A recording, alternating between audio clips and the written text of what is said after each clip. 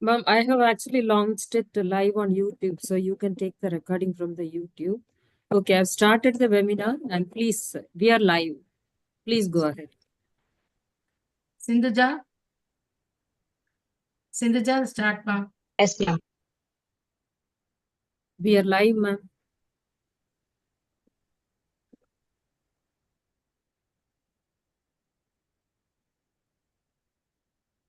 Please go ahead. It's live already. Good afternoon, host. This gathering of educators and scholars from esteemed institutions worldwide. Your presence here reflects our shared commitment to advancing education, and we truly appreciate your participation. This FDP aims to provide a platform for faculty members to enhance their teaching, research, and professional skills, encouraging a culture of academic excellence. We are confident that this initiative will spark insightful discussions, encourage meaningful collaborations, and inspire innovative teaching and research methodologies. We hope this program enriches your professional journey and strengthens connections among passionate educators dedicating to shaping the future of education. Once again, a warm welcome to you all. We look forward an engaging and enriching experience together. It's my pleasure to welcome Ms. V. Praveena to introduce the resource person. Thank you, ma'am. Good afternoon, respected faculty members and participants. It's my great honor and privilege to welcome Dr. K. Shailaja Rao to this International Faculty Development Program. Dr. Rao, an associate professor at Aditya University, Sirampalam, Kakinada, brings with her a wealth of knowledge and experience in the field of English literature, management, and soft skills development. She holds a PhD in management and MBA in human resource management and an MA in English. Her impressive academic background, combined with over 2 decades of teaching and research experience, has earned her a distinguished reputation in the academic world. She has contributed extensively to the fields of emotional intelligence, business communication, and organizational behavior, and her research work has been widely recognized. Today, she will be addressing an extremely relevant and timely topic, green literature, which is of great significance in the context of our environment and sustainability. We are thrilled to have her share her expertise with us on this critical subject as a part of this 5-day program organized by Department of English, William College of Engineering and Technology in collaboration with Globethics, Geneva, Switzerland. Her leadership, teaching experience, and global exposure, having worked across diverse academic and corporate sectors, make her an ideal speaker to shed light on the intersection of literature and sustainability. We're confident that her session will inspire and engage us all in meaningful discussion about the role of literature in promoting environmental awareness.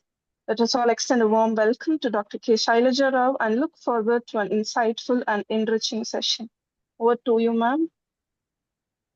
Thank you so much, ma'am, for that wonderful introduction. And I thank William College of Engineering and Technology with Globethics, Geneva, Switzerland, for letting me be a part of this faculty development program.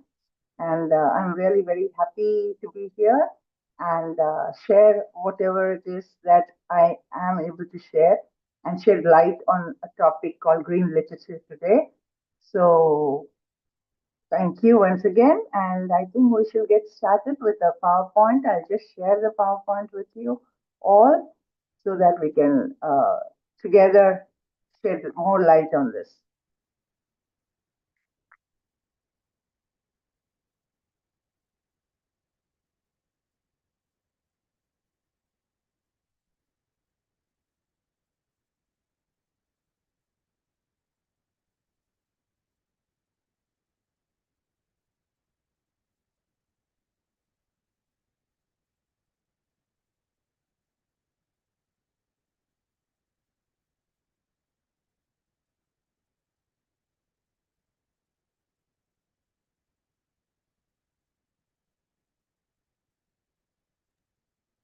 Do you need any help, ma'am? I'm trying to share the There is a PowerPoint. green button with a upward arrow, share. Yes. Before that, you have to keep the PPT open. 1 second. Just let me do it.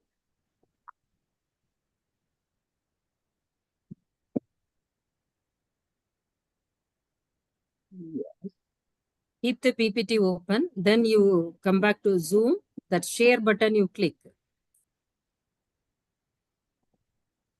At the bottom, you can see participants chat, react, then share. Click that share. Yes. Yeah, make it full screen. You can go to slideshow from slide 1, then it will become full screen. Yeah, 1 second. On the top, you see many options, ma'am. Home, insert.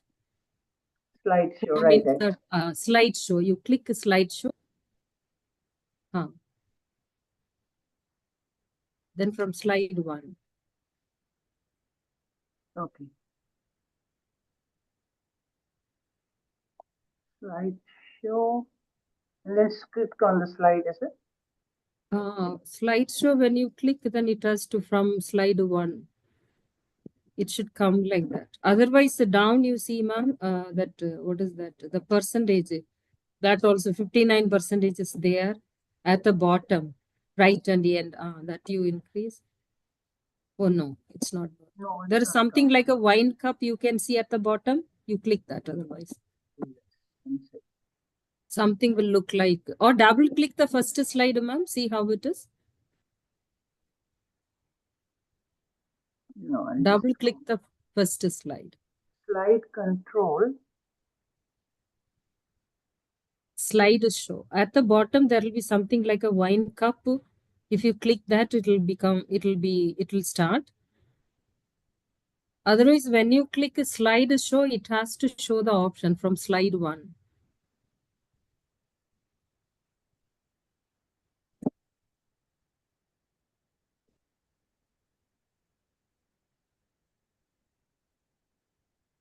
You reduce it, ma'am. I think now it has become, the font size has become.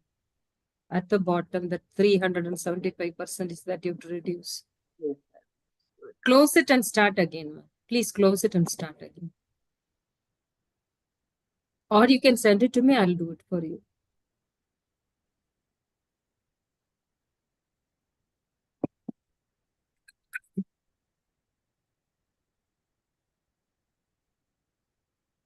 One second. I tried this. Click a slide, so it should come. Where is the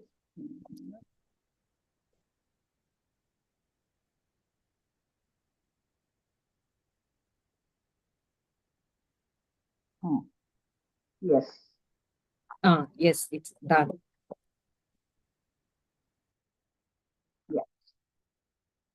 Okay. Yes. So yeah. Good afternoon, everyone.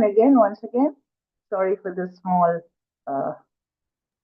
whatever Nice. you can call it. Yeah. So yeah. So today I'm thankful to Wellamil College of Engineering again, and I'll start off by talking about this. I'm sure many of you can identify this picture. Some of you can, I'm sure. It's a very famous, I've given you a small hint at the bottom. That is the date. So I think this will give you a clue on what this picture could be about. August 6, 1945. If you do recognize it, please post something on the chat box of what you feel it is. Or else, even then, it's okay. I'll tell you all about it in 30 seconds. I just wait for 30 seconds to see if any of you can recognize this. Okay, so this is a picture of the atomic bombing of the city of Hiroshima in Japan on August 6, 1945. The first atomic bomb in the world, called the Little Boy, was dropped on Hiroshima, and the bomb destroyed most of the city and about 80,000 people. That is what is very sad about it.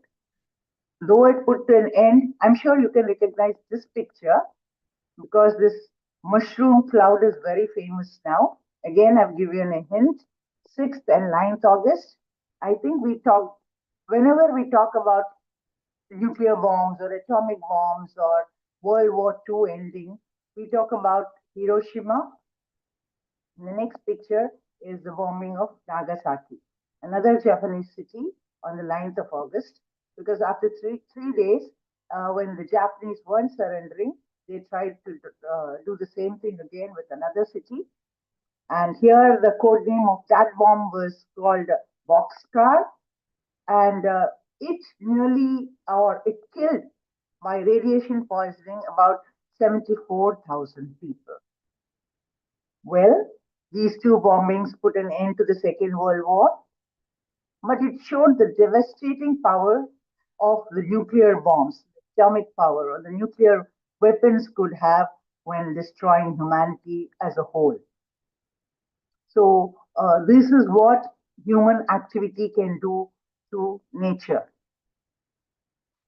This is another picture, 1986, 26th April, just for, I'm giving you the dates so that maybe it'll trigger a bell somewhere.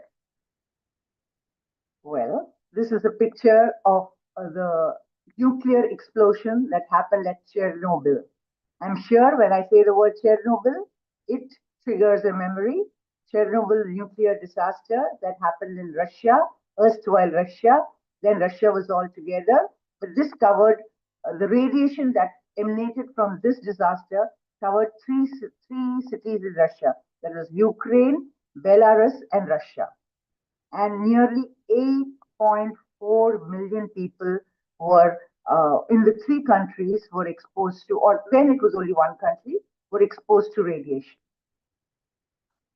This is another picture from the same disaster, the Chernobyl disaster. This is a picture of a supermart or a general store which was taken after the disaster, where you can see the rusted roofs and falling down of all these, and most of the people were evacuated from these places, but still the radiation affected them all along their lives, all during their lifetime, and even into the next generation. So that is what nuclear disaster can do to humanity as a whole. And this picture is more closer to home because I'm sure most of us can recognize this, or some of us at least. This is a picture of in India, June 2013. If you all remember the flash floods that occurred in Uttarakhand, especially the city or the Kedarnath temple that occurred there. So this also happens because of the flash floods, and it was a natural disaster, but which was more helped because of human interventions, in the sense that those 16 and 17 June, there was heavy rainfall, but combining with the melting of the glacier, which happened due to global warming, and this caused a breach in the lake, in the glacial lake, and there was a flood outburst of waters. But the disaster happened because all the way through the floodway, that is the valley between the mountains, should have been open, and so that the water could just flow through. But then humanity, they built all those houses there, and the whole business was going on there, and then it just washed away all that, because whenever there is no other route to escape, water washes down everything, and that's what happened because of this extra buildings and all that human activity that was going on there, which was not supposed to happen in that place. Let's look at some more pictures on land that can happen on land because of human activity and global warming. This is the picture of the massive forest fires that happen annually in America. Recently also we heard about the fires in San Francisco just last month. This is a picture taken from July 2021. So these fires happen regularly, mostly because of climate change, because the protective layer of the forest, that is the fog and the mist, is taken away because or is destroyed because of the climate change. And then these fires happen. Once they happen, they keep on burning, and just because of the wind, they keep on extending. So that year, nearly 37,803 fires happened only in the United States of America. And this covered nearly 3 million acres across United States. So you can see the devastation that is happening because of global warming and other activity, human activity. So this just does not stop on the land. This is what happens to our oceans. This is infamously called the Great Pacific Garbage Patch, GPGP. So this part is located between Hawaii and California. This is not the only garbage patch in the oceans. There are a few more, but this is the most well-known patch. So why do they happen and why are they dangerous? Because they harm marine life, the marine environment, and the complex ecosystems of the marine mammals. More than 100,000 of marine mammals that live in the seas are affected. These patches or this garbage kills them by polluting their habitat. So let's look at another angle of this garbage patch. Can you imagine this is in the middle of the ocean where there is no human being inside, but all this has been collected because of all the garbage that we throw out. They actually go to the drainages, which go into the rivers, and the rivers empty themselves into the oceans. So all this goes into the oceans. So whatever you're throwing out today may end up in the ocean a few years down the line, and it takes a long time for this to disintegrate. Even if it disintegrates, it's very dangerous for the living beings in the ocean because it is estimated that 1.15 to 2.41 million tons of plastic is entering the ocean every year. So this global or Great Pacific Garbage Patch is more like ocean soup rather than ocean island because it keeps on moving. If it was constant, if it was an island, you could probably get some machinery or ships to just pick it up and throw it all away or do something with it. But this is constantly moving because of the ocean currents. It may be here in one place, there the next, so it's constantly on the move. And this keeps on spreading out, which becomes bigger and bigger. So if you want to know exactly, to have an idea of where exactly these garbage patches are, I've got a slide for you showing where these patches are. So the biggest one is number 1, which is the Great Pacific Garbage Patch. So it is twice the size of Texas and 3 times the size of France, just to get an idea on how big or how much of garbage is lying in the ocean, just floating around, and every day something is added to it. The second biggest one is in the Indian Ocean. There's the Indian Ocean Garbage Patch located in the central Indian Ocean.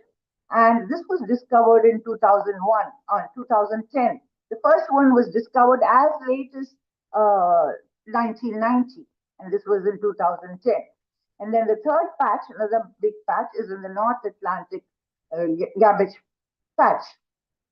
All this is more or less plastic debris that is being poured into the ocean every year. So, is it only the plastic that is polluting the seas? No, we have more pollution taking place because of this hazardous waste spills from ships, oil tankers, and cargo ships, container vessels. Actually, the first patch I was talking about, or the biggest patch, the Great Indian or the Great Pacific Garbage Patch, was noticed only after 61,000 sneakers fell into the ocean. That was some ship was carrying these container vessels with Nike shoes on them, and all these shoes, because of bad weather, man-made mistake, they all ended up falling into the sea. So these Nike shoes or these sneakers were found that these sneakers would never float to the shore. Some of them would sink or some of them would float. So this is how they first recognized that there is so much of plastic floating around and gathering in one place. I'll show a small video on how it happens actually in the next few slides. So oil spills from tankers, this could be because of neglect or man-made mistakes, errors. But this sort of oil spills, it speaks of doom for the marine life. So this is what happens to marine life when these tankers or oil is spilled in the oceans. We can see dead fish floating in the waters, marine mammals, birds, the turtles, all these, sea animals are almost die very quickly after this, and slowly they could become extinct also. There could be some rare species that are living, and because of these oil spills and all this garbage, they could be losing their habitats, and the source of food for them could be lost. So this is how actually the garbage patch was first recognized. There was one person who actually did a lot of research, and on this, I just switch on the video. Sorry. We go back. Yeah. Yes.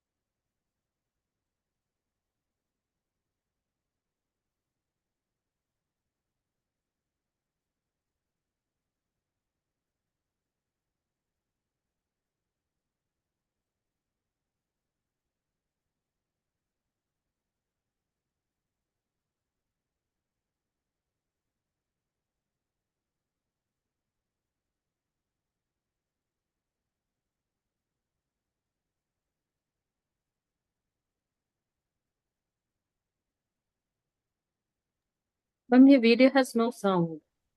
Oh, I'm sorry.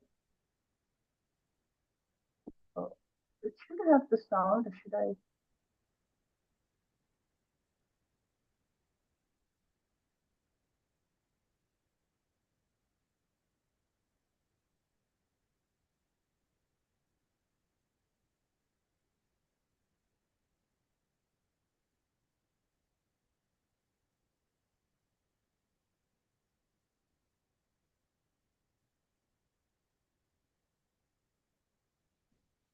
Now?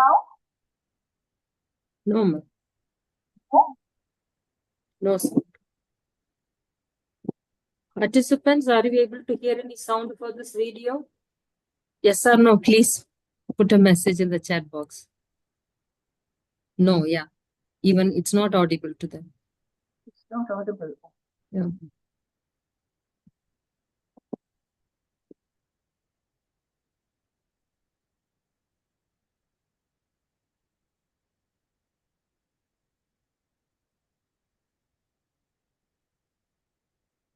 Okay.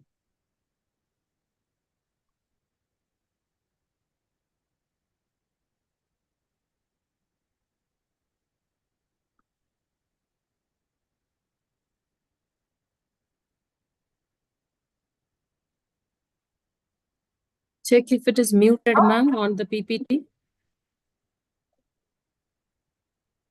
On the PPT, check the volume button in that video page.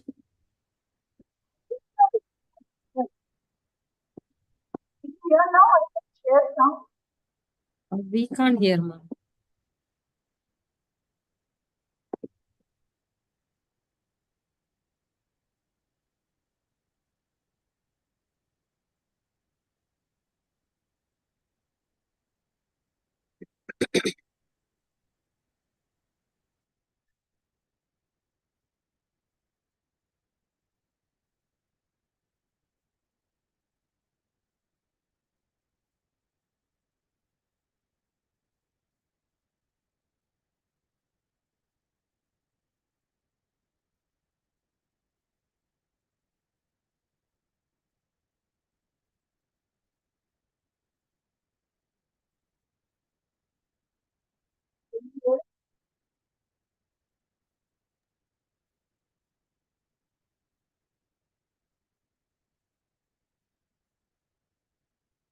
Can you hear? No, ma'am. Or you can close it if you have this video, you can open that and play also separately. Okay.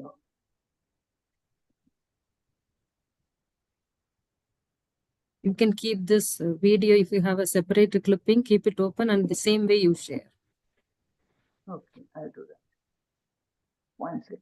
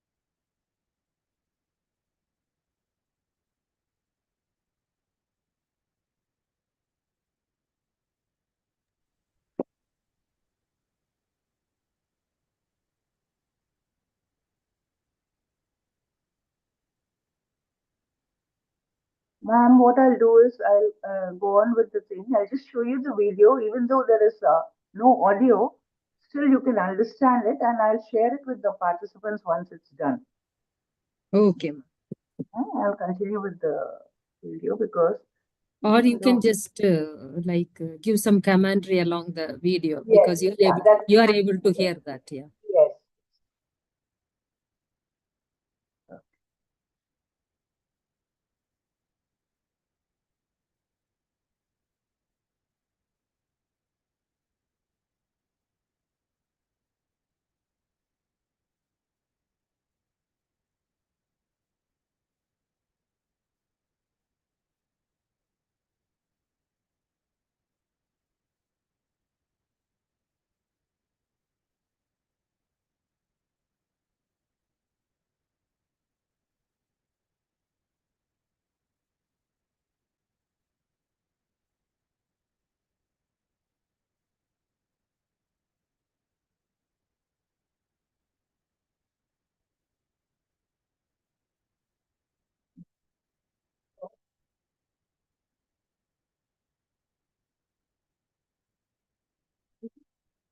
to move on, garbage patch. Garbage patch is created by the Pacific Current, carrying the refuse from North America and other islands, transporting it to the ocean. It's like a squirrel. 3.5 million tons of junk is there. It's not, it moves in one area because of the ocean current. So it holds more than one area. The contents of this water,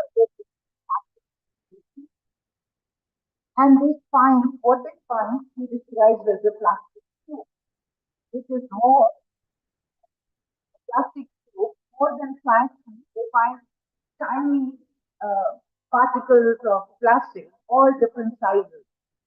So the ocean is more like a plastic tube. The problem with plastic is that it neither floats nor sinks.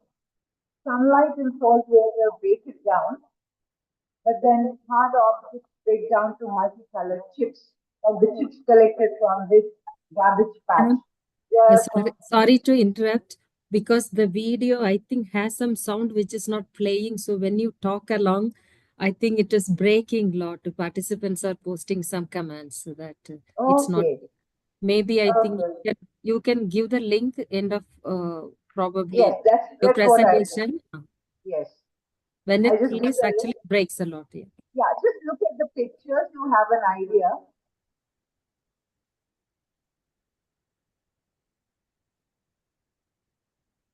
How these birds are affected by these plastics.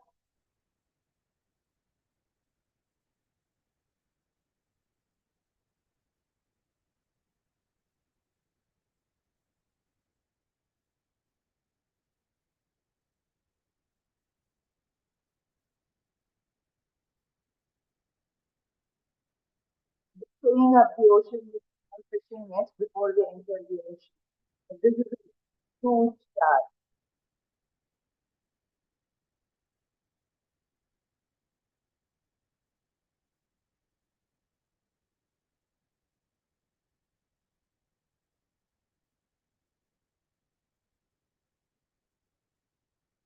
All this is collected from the ocean.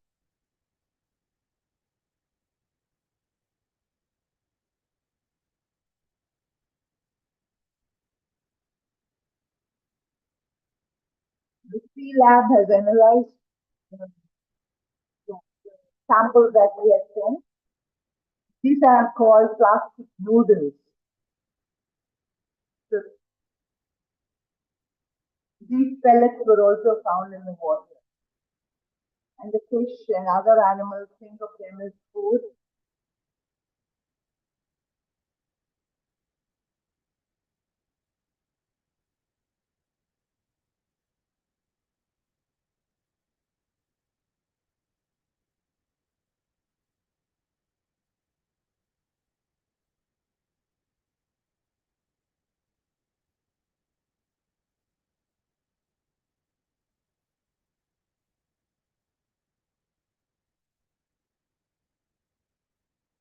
Yes, I'm sorry about the video audio.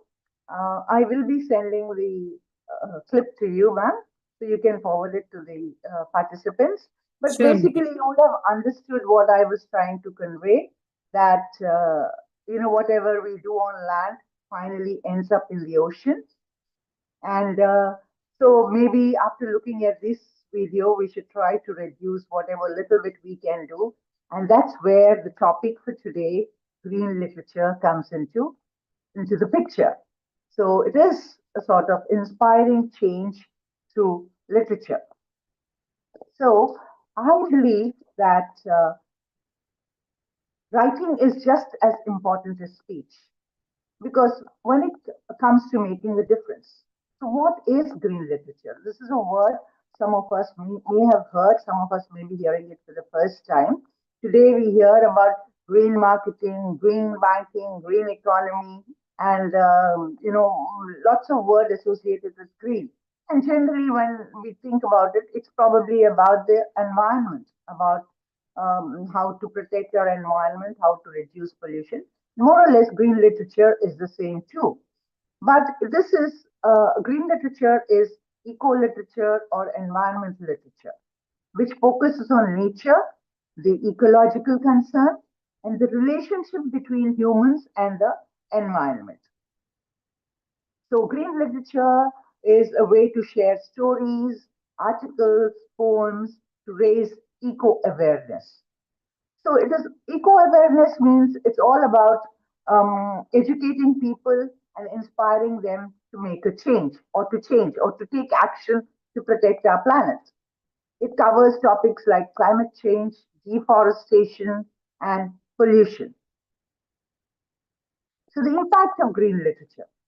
Today, uh, today is a world where we see literature to be eroding, or rather, not many people read books or articles. Everybody is into screens, screen time, phones, TVs, and all that. But still, maybe there's another way where books could come back into the picture because today we have audiobooks, we have podcasts where instead of articles being printed, they are being talked about, and audiobooks where instead of reading, you can listen to them. Probably doesn't have as much as an impact, but still, it is quite good that books are being heard, if not read. So let us not feel, sometimes it scares me to think that literature might not have a future. But then, for years, books and reading and writing have been the greatest form of communication. So I strongly believe that green literature will develop and thrive for the next generations to come. People are slowly going back into listening to books. So so, what does green literature do? It focuses on environmental issues, sustainability, and the relationships between humans and nature. So, averting, environmental destruction is too huge an ask for mere individuals. You can ask any individual to do a lot, but they can do their bits. But when it opens up tiny pressures of chance, that is a tiny step like creating an aiding promotion of literature that heals our fractured relationship with nature. If you're able to do that, if you're able to get young minds who are, amidst these metallic wonders of the world, for them to pause and to wonder about the greatness of nature, about the compassion of nature. That is what green literature will be doing for us. There are many themes in green literature. The first is books and fiction, non-fiction, then poetry, essays, articles, drama, and not to forget the movies that promote ecological awareness. Probably today, more than any of the other top, the movies are the most sought after uh, ways of green literature for ecological awareness.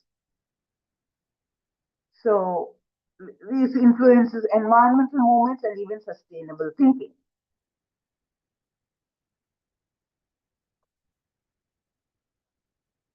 Books.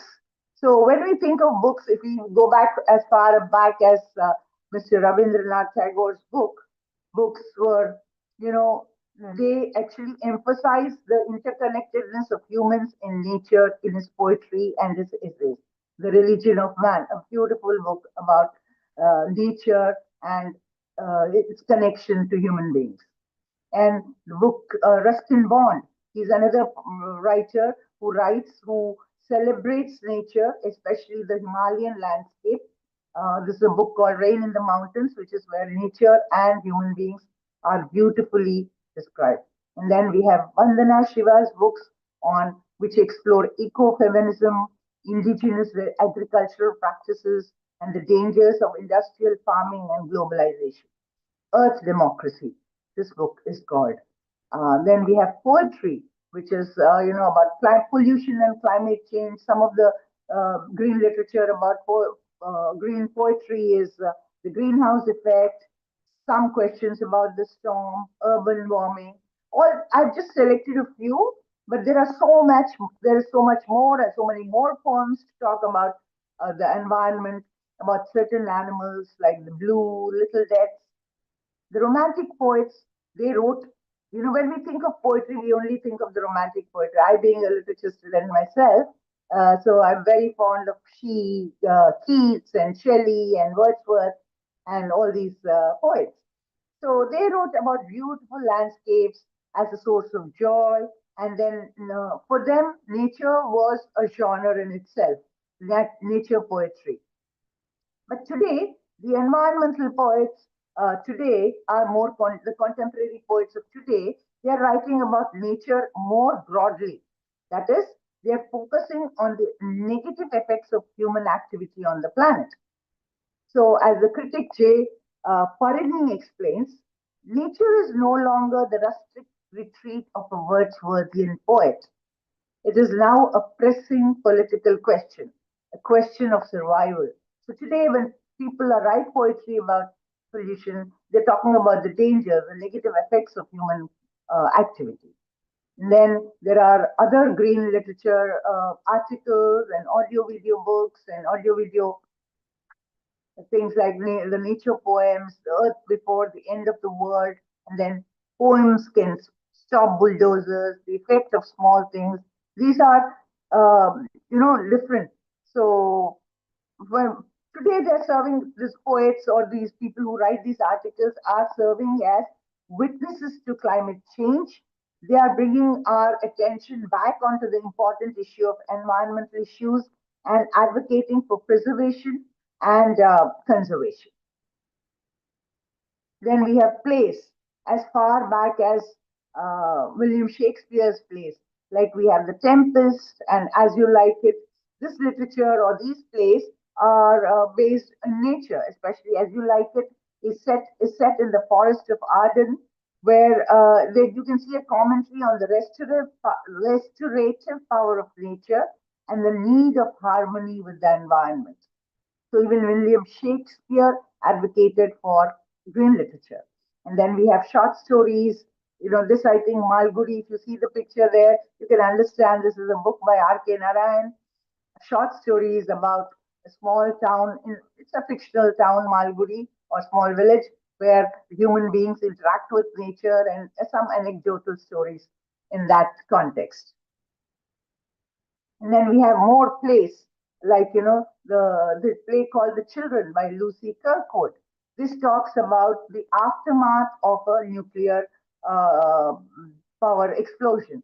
So explores the complex moral dilemma faced by the characters dealing with the aftermath of this nuclear disaster. This is a play, and then a play called The Lorax, um, adapted from a book by the same name of Dr. Seuss. This portrays the destructive effects of deforestation and the importance of environmental activism. So these are some of the plays. And then, of course, we come to the one that most children today or most people are watching, that is movies. So one of the first movies that comes to mind, one of the best movies that comes to mind that depicts this very earnestly is The Human Element in 2019. This is the first in our list of best environmental films. When I was researching about this is one of the best films about the environment. This is a book by James Ballard. He was an environmental photographer. He talks about the four elements of air, earth, water, and fire, which are being altered by the fifth element, the human element. And then we have these movies, some of the best movies on environment: Before the Flood, which was released in 2016. This is a collaboration between the actor, founder Leonardo DiCaprio with the National Geographic. This is a documentary which accounts how different stakeholders are affected by climate change, deforestation, rising sea levels, and other human activities. And I've just picked few of the well-known names for this.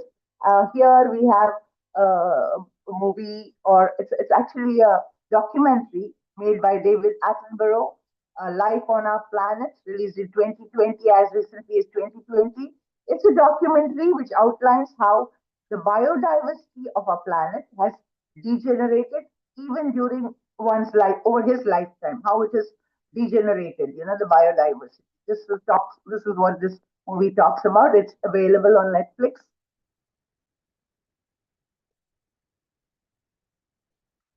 And then more movies. Avatar, I think most of you must have heard or seen this movie. Avatar, it was a rage, it was more recent.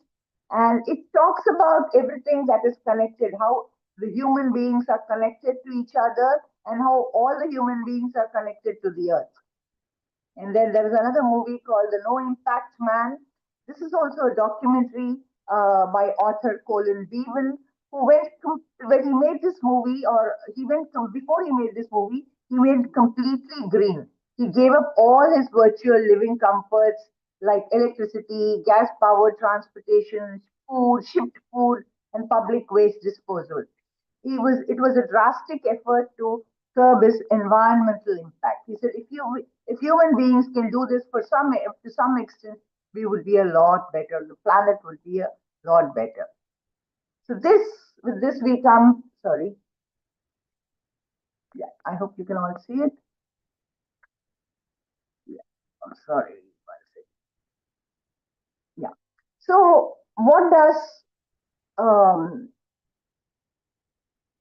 green literature do to help us? It raises awareness of ecological issues, encourages sustainable practices, inspires activism and policy changes. It talks about oneness with nature and fosters a deep connection with nature and offers imaginative solutions to environmental problems. So the thing about green literature, it's not only telling us about the problems, but it is also helping us find out solutions to these problems. It's only when these problems are made, you're made aware of these problems, people can think about solutions, and that's what green literature is helping us do. So themes of Indian green literature, that is in India, what do people write about? We all know that in India, nature has always been sacred, and mountains, rivers, forests, they are all regarded as deities. They are even prayed to. Every year, every other place, you see some trees with some kumkum on them, and they are regarded as deities. Similarly, rivers. Our everyday Ganga Aarti is given to the Ganges because it is considered to be a god. So these kind of things happen in India because the sacredness of literary works are there on this. Then we have deforestation and urbanization. Ruskin Bond talks about the loss of forests and natural beauty due to human encroachment. And then we have climate change and natural disasters. Amitav Ghosh explores this real life effects of rising sea levels and climate change in India. These are the themes of green literature in India. So contemporary examples of green literature. Today we have indigenous knowledge and ecology. Like I said, Vandana Shiva's, she emphasizes on traditional agricultural methods and in contrast to industrialization. Environmental activism. Many Indian writers today integrate activism into their writing for ecological conservation. You must have heard of the movements like the Chipko movement, the Narmada Bachao Andolan, the Bishnoi movement, the Silent Valley movement, and the Jungle Bachao Andolan. The Chipko movement, for example, is when they were cutting the trees down in forests in India, the activists urged every individual to go and hug a tree. Chipko in Hindi is to sit. So when you go and stick to a tree, it's very difficult for somebody to come and cut down that tree. So this was how preservation of forests was advocated, to show their resistance to cutting down trees. So these are some of the examples of environmental activism which were propagated through green literature.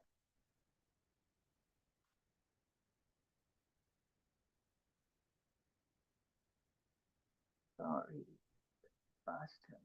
So how does it help us? How does green literature help us by raising awareness. Why am I repeating this? Because this is how green literature actually works for the society. That is, by raising awareness about environmental issues, by educating people, by inspiring action, and through compelling narratives and stories, and thereby encouraging individuals to make lifestyle changes that minimize their environmental footprint. So today, if you're able to get one child to realize or one adult to realize what his or her throwing away that plastic bottle, throwing away that bag of chips could mean to the nature in at the higher level or the bigger level, probably you can educate them to follow more, what do you say, environmentally favorable practices, sustainable practices.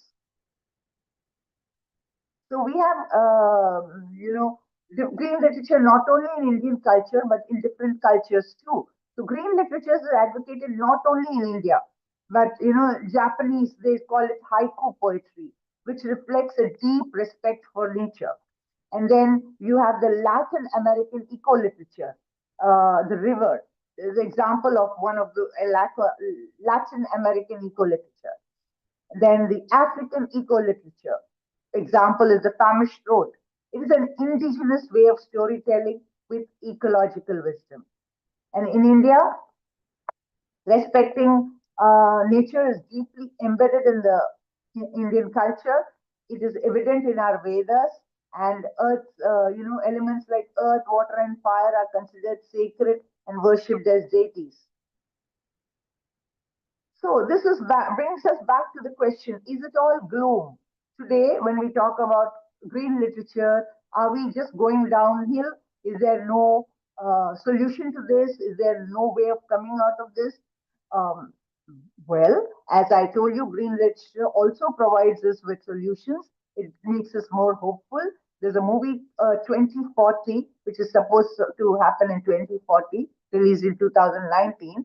It says this movie is a solution-oriented documentary which creates alternatives to tackle challenges of climate change. What is, alternative energy sources like the solar power, wind power, use of artificial intelligence, machine learning, and sustainable practices. Whenever we think of artificial intelligence, we think that our mind immediately goes to science fiction movies or sci-fi movies, robots, and even the latest smart device on the market. But did you know that AI is being used or utilized to save the planet? How do they do this? Yes, it's AI is helping us do that. How? It's not only it's making serious strides in the environmental space. That is, from mapping out deforestation to recovering plastic pollution from precious ecosystems. Today, AI can help us, you know, get better warnings about climate whenever there's a flood or an earthquake, or we can get warnings earlier because of the data that AI collects. It probably can help us in that. And also AI can, through satellite, it can see where the most pollution is happening, why, and probably we can find a solution to that. So AI and machine learning is actually helping us, find a solution to these problems. And of course, so that we can have some sustainable practices which will help our planet to thrive. So, what is green literature like? What is the future of green literature? It's likely to see a significant rise in the works, that is, rise in more people writing about the planet, about conservation of our planet, reducing of pollution. As there are many more writers today, we have more media, more scope for spreading out this awareness. So we have the green literature explores complex environmental issues, biodiversity loss, ecological collapse, focus on diverse perspectives. Today, that is possible because of the AI, or today, whenever something is released, an article is on paper, everybody can see it, everybody can read it. And so the innovating storytelling techniques. Recently, I'm just taking this example of Kalki, the movie Kalki. It had an innovative way of storytelling. It told us what could happen to the planet in the future. So most children would not read a book, but if they see the movie, they will realize that because of the pollution to the planet, this could happen to our planet as well. So what is the solution? How do we preserve our planet? It probably brings an awareness about things like this, with a strong emphasis on solutions and potential pathways to a sustainable future.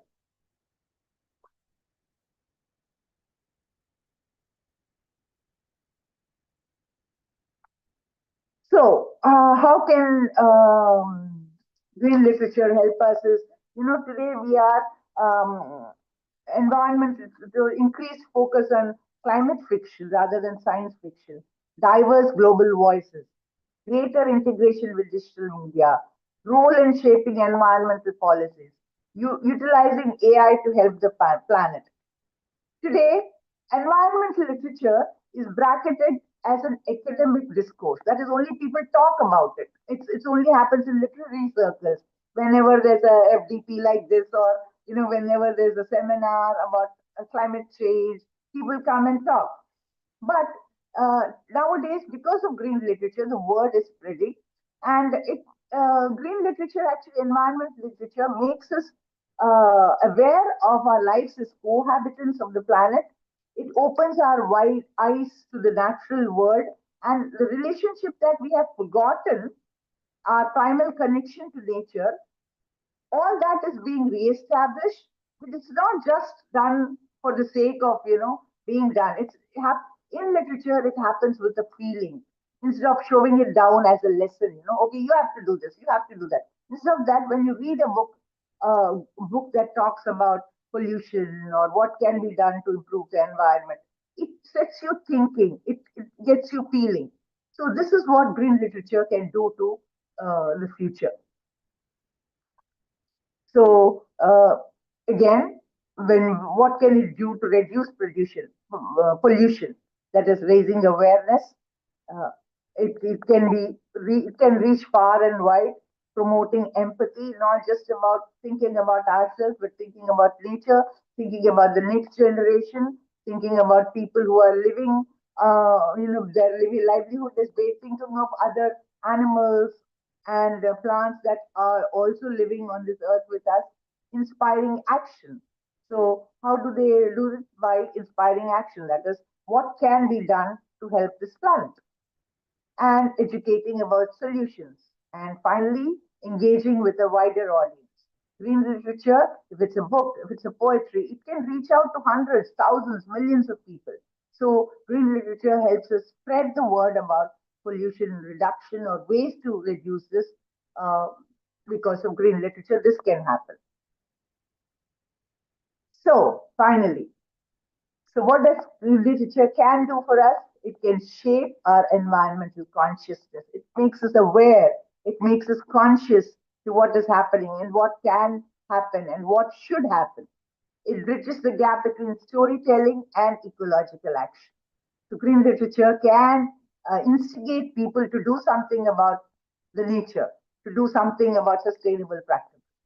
And it also tells us that everybody can contribute to sustainability through reading, writing, and sharing green literature. If you have a good, even if it's a WhatsApp message, if you have a good WhatsApp message which tells you on how you can protect something or how you can improve something, please pass it on.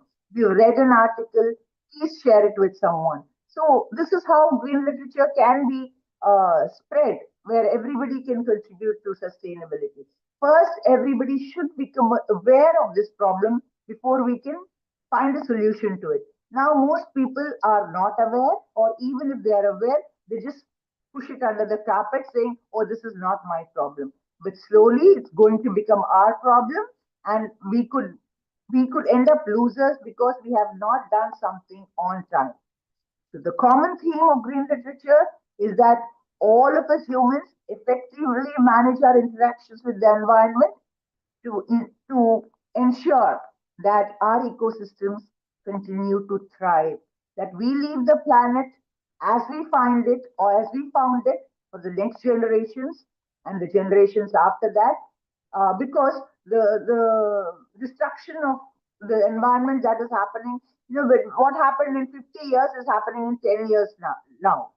And it could happen in 4 years or 5 years time for the next generation. So that the gap is becoming smaller and smaller. So we have to do something much more quickly than our predecessors did. So this is all I have to talk about green literature today. So I hope we've had a good session, but I would like to hear from all of you about what you think, and if you have any questions, I'm here. Thank you very much.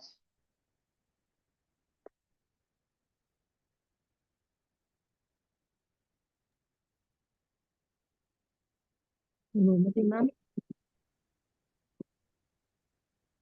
Hello. Yeah, you can close the PPT, ma'am. Okay, one second.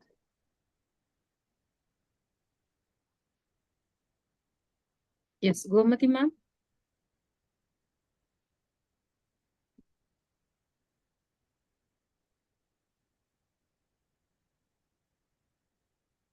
Gomati ma'am, Benita, Sindhuja. Okay, let me see if there are any questions. And ma'am, I was very impressed actually. First when I what is that? When I had the topic and then I was to fix a speaker, I was wondering what is this green literature, and then what a person can talk about it, and then like you mentioned about the ocean, and an ocean full of information has really come out through your presentation, and very much eye-opening for me, mind-blowing in fact, and then you have made it very simple and easy for everyone to understand. And not only I think the English literature faculty member will understand, but for everyone. And also, you made all of us feel that each one has a responsibility towards this. It is not only the poet or Shakespeare or some film, they have the responsibility to create awareness and all behaving responsibly. So it is really a call for action for each and every one of us. And very brilliant, ma'am. You really, had the patience to put the information. The sequence also I liked very much, the relevant pictures, the video. So God bless you, and definitely I'll come back to you with the more invitation. I think many should listen to you. Very inspiring, motivating, ma'am. Thank you so much. Yeah, I'm very happy that it was interesting. I just wanted to make it interesting because green literature, like as I said today, literature can be very boring too. And if you just talk about writings and things like that, you should not be bore people. So It that's is what I true, try ma'am. to do. Yeah, because even I studied in a time where no one spoke English in my village. And it was my dream that I should, speak English. Eventually, I also did MA English literature. And then I was actually teaching English grammar in an engineering college. It was boring because all of them know grammar very well. So, like, basically, English teacher is not needed. But the way you have put it, English teachers have very important role, mainly to add to this green literature. And definitely, if everyone follows your word, it will be green everywhere and things will become normal back to, that like Yeah, you we, spoke about we the. all have to live with hope, that one day we are going to be better than we are today. So let's hope we can really do something. Yeah. Thank you, And there is ma'am. a Dr. question, Shailaja, ma'am. Can you suggest thank you so much. literature novels? Thank you, sir. As Rajula madam said, it is an eye-opening session for me also. Meanwhile, for my 5 minutes, I was disturbed because of my work. I had to sign certain things and I went there. It is really a very nice one, informative one. And I think more positive feedbacks I'll be getting today because it is totally a new zone. And this experience will make us feel highly, learn about green literature. The name itself, the nomenclature itself was new to us. And when I was thinking of the topics, when I was suggested green literature, I was wondering who will I get for this particular thing and all. by God's grace, we got you through Rajula ma'am and Metusela, and I am very happy. Thank you so much, ma'am, for your effective and real enhancement of knowledge we have acquired today. Thank you so much. Yeah, and there is actually some comment. It was an insightful session as someone new to teaching. I found the discussion on green literature and artificial intelligence particularly engaging, given its growing relevance in contemporary discourse. The topic was both thought-provoking and highly relevant to current academic and environmental conservations. So that's a comment. Then one more person has mentioned that we are on such a platform where we cannot go out to development without disturbing the nature. So can both the things work together? Sure. I mean, I'd like to answer this that, development can happen. Some nature will have to be disturbed. But then, when suppose you're building a house on a piece of land which has about, say, 10 trees, you're cutting down the trees to build a house. So you can, I cannot say live under the trees. Nobody will tell you to do that. You can cut down those trees, build a house, but make sure you plant those 10 trees around the house or in front of the house, on the road. It doesn't have to be in that space. Make sure you at least substitute for whatever you're cutting down. Those trees you can plant, on the street, in a park, wherever, so that your conscience will tell you that okay, you've not just cut down trees, but you've planted, you've reimbursed the nature with something. So these are the sort of things people can do. It's not very difficult. Today, in the name of development, we've stopped taking plastic, bags for shopping. We think it's very nice when we get our shopping bag in the bag given by the brand. But then that is not development. That's what the West has taught us. They have stopped using plastic bags and they're dumping all their plastic bags to us. So we are started using, they have stopped using, they use only paper bags now. So this is something which we have been doing all along. Even, farming, like, using of, we earlier used to use only manure and naturally grown pesticides for our plants. Then, these fertilizers came and all that.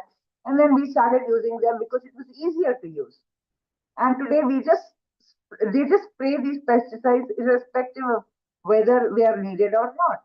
So, here, this is where artificial intelligence can help. It can detect exactly where in the crop or which part is affected, and you spray just that part. So that way it minimizes the effect of these fertilizers and these pesticides. I would like to just quote the words of Mahatma Gandhi. The earth has enough resources to meet the needs of all, but not enough to satisfy the greed of even one person. So I think we should remember that and have control everywhere, whether it is government or state government or different departments. I think to not be greedy.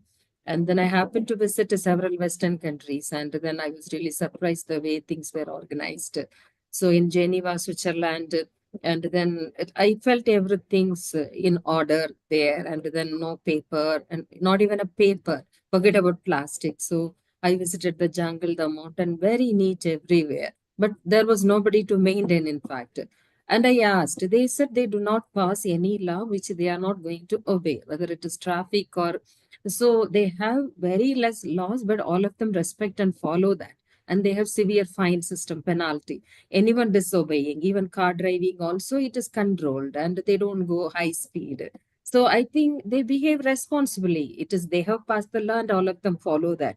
I could not find deforestation there, but in India, wherever you go, quarry work and then many other things. So I think like a lot of wisdom needed before a plan or project is executed. I think proper study should be there.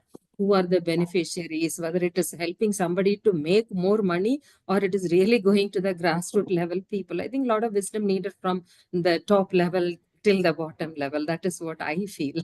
Yeah, true. And also, I think this awareness, it's a kind of an attitude. We people, when we go to America, I'm sure we will not throw a bottle out of the car window or throw a empty packet of chips out of the car window because we know we are in a place where that does not happen. But the same person returns to India on the way back from the airport itself, they start doing that. Right? So you notice the same person is behaving differently in one place and behaving differently in another place.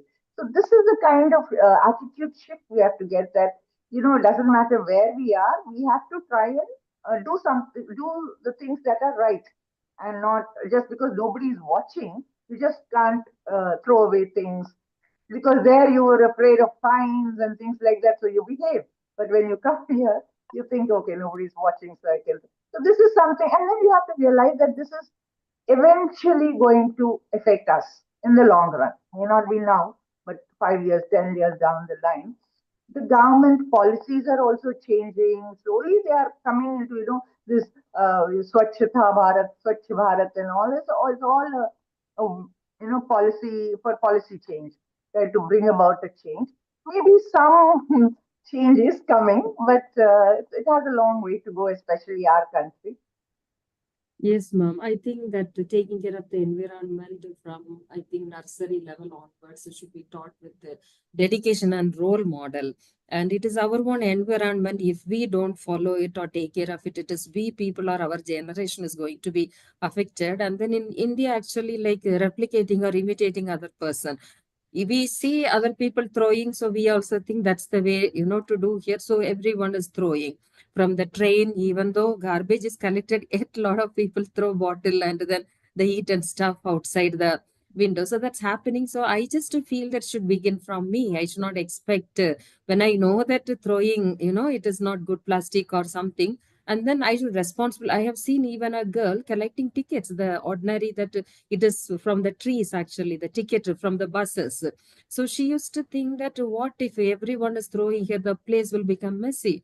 So young girls, they just wait and collect tickets from everyone as they come out, and then she's responsibly disposing that one. So everyone should take care and participate in that type of activity. I'm sure it is possible.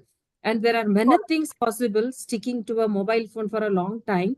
And we know that playing game is killing our time, but yet we do it. So when we can play for a long time, why can't we do this also? I think it is possible, but we don't prioritize actually. Actually, I would like to give you a very funny example here. Actually, I am from Kakinada, Surampalam, and about 6 or 10 months ago, we had a very strict municipal commissioner. He came from the IAS ranks.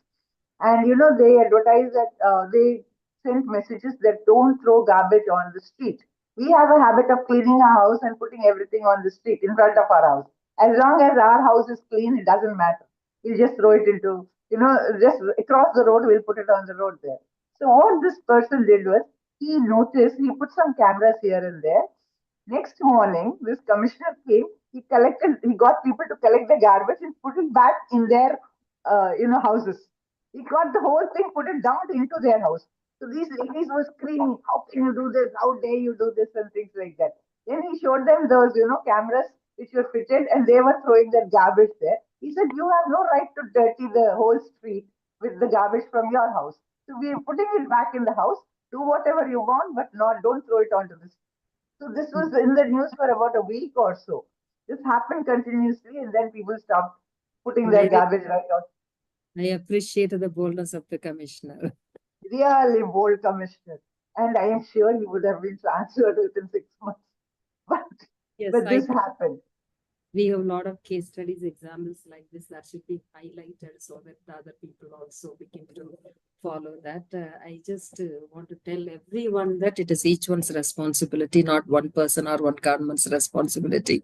Even if the government is coming out with proposal and projects after making several studies, if people don't cooperate, then it will not happen.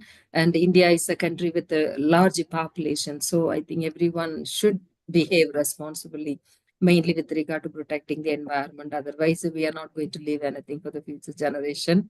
So I am really touched by your presentation, ma'am, and it was really, mind-opening for me. So thank you so much. And Gomati, ma'am? Yes, Doctor, ma'am. yes, ma'am, Yes, from ma'am. your side, yes. Yes, ma'am. Anyone who would like to clarify any one of your doubts? Analysts. Ma'am, all the questions are answered and no more questions and no more Yes, class yes. also. No, I'm Madam- asking my faculty members. Okay, Anyone yeah, who they would can. All English faculty. That's what will- I'm asking. Okay, then you propose the vote of thanks, ma. Dear resource person, participants, and my dear colleagues, as we come to an end of our FDP today on the theme Green Literature, I would like to express my heartfelt gratitude to our deeply grateful for the wealth of knowledge and insights you have shared with us, ma'am. Your expertise and passion have truly inspired us to think differently, challenge our assumptions, and strive for excellence in our teaching, research, and professional endeavors. Thank you, ma'am. I am very grateful for all our participants. Your engagement and enthusiasm have played a vital role in making this program meaningful one. We hope that the lessons learned here will not only enrich your professional lives, but also ignite a continued passion for growth and collaboration in your respective fields. As we conclude, let us carry forward the spirit of learning and excellence that has defined these days together. Thank you once again for your invaluable participation, and we look forward to the opportunity of coming together again by tomorrow. Thank you all. Thank you. Thank you, everyone. Thank you, Dr. Sailaja. Once again, from Globothic side also, I assure you that I'll come back to you with the more invitation. I think the world needs to hear from people like you, and you really have wonderful amount of knowledge about this one. Thank you Dr. so much. Shailaja Rao, because within a short notice, you have helped us a lot. You have made this a branded one with your green literature. Thank you so much. Thank you, you, ma'am. ma'am. I'll reach out to you again. Thank you very much. Ma'am, shall I close? Bye, ma'am. Bye.